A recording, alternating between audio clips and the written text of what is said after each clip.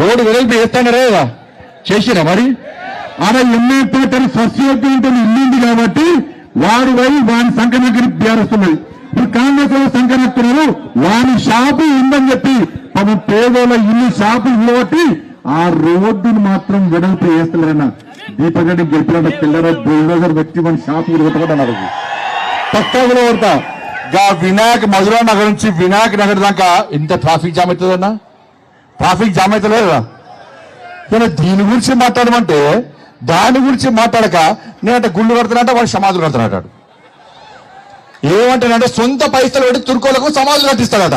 గీడ హిందువుల శ్మశాన వాటిక ఉన్నది, దానిలో నీళ్ళు లేవు, కరెంటు లేదు, దానిలో బోరింగ్ లేదు, దాని గురించి మాట్లాడాడట.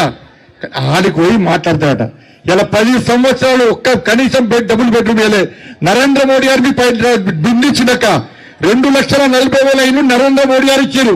ఇవాళ జుబ్లీస్ కు ఎందుకు ఇయ్యలేదో బీఆర్ఎస్ గల్ల బట్టి తీసి గ్లాస్ చెంపమ్మికలు కొట్టండి. 20 డబుల్ బెడ్రూమ్ ఎందుకు వెళ్ళారా చెప్పండి. 2,40,000 ఇల్లు ఇస్తే మీకు ఒక్క ఇల్లు ఇవ్వలే. వాళ్ళు మీకు ఇచ్చే రేషన్ బియ్యం మనం ఇస్తున్నాం అక్క. రేషన్ బియ్యం మీకు ఇచ్చే పెన్షన్ పైసలు మనవి. ఇలా ఏం చేస్తా ఇలా చేసేది మనమైతే ఇవాళ బీఆర్ఎస్ కాంగ్రెస్ కలిసి గేమ్ ఆడుతున్నారు. కాళేశ్వరం పేరుతో 1,00,000 కోట్లు చంపారు. ఇవాళ ఫోన్ ట్యాపింగ్ కేసు వాళ్ళు వేసి ఫోన్ ట్యాపింగ్ చేసిరు. డ్రగ్స్ కేసు చేసింది వాళ్ళే. అన్ని పొట్టు పైసలు సంపాదించుకుని తప్ప ఈ 10 సంవత్సరాలు బీఆర్ఎస్ చేసిందే లేదు, వాళ్ళు పీకిందే లేదు. అందుకే వాళ్ళని ఫామ్ హౌస్ పరిమితం చేస్తాం. ఇవాళ మళ్ళీ ఏమైంది ఇవాళ పరిస్థితి ఏమైంది? ఏనుగులు మింగటాడు పోయి పీరుగులు మింగటాడు వచ్చిండు. రేవంత్ రెడ్డి సార్ వచ్చిండు. ఏం చేసిండు? రాగానే 2,500 రూపాయలు ఇస్తాడు. ఇచ్చిండా? తులం బంగారం ఇచ్చిండా? ఈ గొలుసుల బంగారం మెల్లగా ఈ జూబ్లీస్ కాంగ్రెస్ వాడు గెలిచిండనుకో ఆ ఎంఏ పార్టీలు అంత చేంజ్ ఛాన్సెస్ అందరూ కూడా అంత ఎత్తుకుపోతారు. ఎంఏ పార్టీలు తులం బంగారం ఇయ్యడానికి. ఎందుకంటే నేను ఒక మంత్రి చెప్పిండు. ఏం చెప్పిండు తెలుసా? అప్పుడు ఇద్దామనుకుని మేము 50,000 కదా, ఇప్పుడు 1,00,000 ఇయ్యారటిగా. 1,00,000 ఇయ్యారటిగా. వాడు ఇచ్చుడు పక్కన పెట్టు. మీరు వాడు కాంగ్రెస్ వాడు గెలితే మీకు ఉన్న బంగారం మూసుకుపోతారు. వాళ్ళు వచ్చి 4,000 రూపాయలు ఆ పెన్షన్ ఇచ్చిర్రా అక్క? ఇచ్చిర్రా? ఇల్లు ఇచ్చిండ్రా? ఇలా ఏమి ఇయ్యలే కానీ మళ్ళీ ఏం చేసిండు రేవంత్ రెడ్డి సార్ 100 రోజుల్లో ఇస్తాడు. ఒక్కటి ఇయ్యలే. ఇక మళ్ళీ ఏమన్నాడు?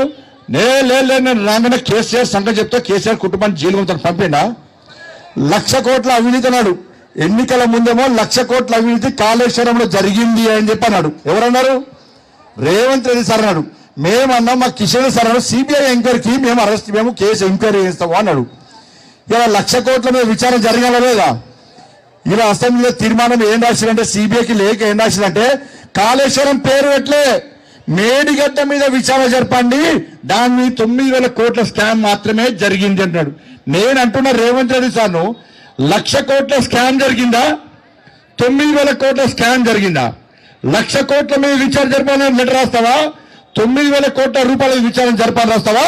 ఇలా వీళ్ళు వాళ్ళకొటే అన్న, వీళ్ళు వాళ్ళకొటే. డ్రగ్స్ కేసు ఏమైంది? కార్ రేస్ ఏమైంది? ఫామ్ హౌస్ కేసు ఏమైంది? విద్యుత్ కొనుగోళ్ల కేసు ఏమైంది? కాళేశ్వరం కేసు ఏమైంది? ఇన్ని కేసులైతే ఒక్క కేసు కూడా కేసీఆర్ కుటుంబాన్ని అరెస్ట్ చేసే ప్రయత్నం ఇలా రేవంత్ రెడ్డి చేస్తలేదంటే వీళ్ళు వాళ్ళు ఒకటే కాబట్టే ఇవాళ తెలంగాణ రాష్ట్రంలో నాకు తెలిసి దేశంలో అధికారం ప్రతిపక్షం కలిసి దోసుకున్నటువంటి రాష్ట్రం ఏదైనా ఉందంటే అది తెలంగాణ రాష్ట్రమే. వీళ్ళు వాళ్ళు కలిసి వాళ్ళ తెలంగాణను దోసుకుంటున్నారు.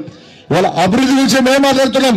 ఇవాళ హైదరాబాద్ RRR తో పాటు బస్తీ దవాఖానతో పాటు ఇవాళ హైదరాబాద్ అభివృద్ధి చెందుతుందంటే, అభివృద్ధి చెందే విధంగా ముందుకు పోతుందంటే నరేంద్ర మోడీ గారు ఇచ్చిన పైసలు తప్ప ఒక్క పైసా ఈ హైదరాబాద్ అభివృద్ధికి తెలంగాణలో కాంగ్రెస్ పార్టీ ప్రభుత్వం కానీ గతంలో బీఆర్ఎస్ పార్టీ ప్రభుత్వం కానీ ఒక్క పైసా లేదన్న విషయం వాస్తవం. నేను సవాల్ చేస్తున్నా, ప్రతి పైసా లెక్క తీసుకొని వస్తాం. Address, time, date decide Hyderabad అభివృద్ధి ఎవరి వల్ల జరిగిందో ఇలా మేము చేయడానికి సిద్ధంగా ఉన్న విషయాన్ని ఒక్కసారి గుర్తు చేస్తున్నాం. మేము అభివృద్ధి గురించి మాట్లాడితే వాళ్ళేమో మతం గురించి మాట్లాడుతున్నారు. అన్న 30% ఉన్నారట వాళ్ళు. 30% ఉంటే మా అక్క చెప్పింది 1,00,000 ఓట్ల కోసం మా రామచంద్ర గారికి అంటే సపోజ్ స్వాగతం పలకాలన్న. మన 1,00,000 ఓట్లు అన్నా ఎన్నోట్లు మన ఎన్నన్నా ఇలా అక్బరుద్దీన్ ఓవైసీ ఎవరో తెలుసా అన్న? రెడ్డి అయినా రావేనా మా సంఖ నాకాల్సిందే, నా ఇంకా రావాల్సిందే అన్నాడు. వీళ్ళ బతికెక్కడా నా బతుకు. ఇద్దరు బయలుదేరుకోవాలి కాంగ్రెస్ వాళ్ళు బీఆర్ఎస్ పోయి చి ఇదేం బతుకన్నా వీళ్ళది. వాడు గంట ఘోరంగా మాట్లాడితే అంతకుముందు వాడు ఆడవాడాడు, ఇప్పుడు వీటి సంఖ్య వచ్చింది. ఆయన నేను రాంగ చూపెట్టాను, ఫోటో చూపెట్టాను ఆయన.